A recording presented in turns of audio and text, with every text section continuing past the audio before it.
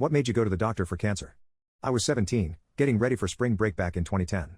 Was making plans with my boyfriend on the phone because we were going to take his brothers to the zoo in a different city. Literally in seconds there's this big translucent blind spot in my eye that is orange. I can see dark shapes behind it, but it's super blurry. I figured I would just go to the eye doctor before I left the next day, but my sister, who actually works for the cancer center in my city, told me that I should go to the hospital because anything weird with your vision can be super serious. After 36 hours of emergency waits, driving to specialists, they finally admitted me to the eye ward for a bacterial infection. Then they took my blood for a routine blood test. Within an hour or so, as I was getting ready to sleep, a doctor and nurse come in. The nurse has a box of tissues.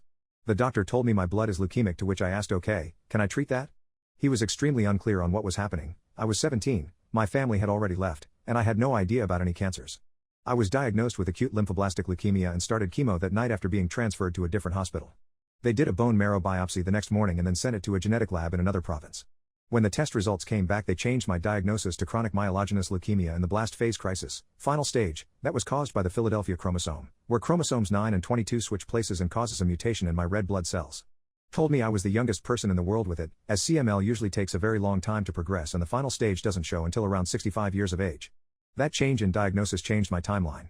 They had originally said 6 months to a year untreated, but now it was 1 to 3 months if I didn't get a stem cell transplant or bone marrow transplant.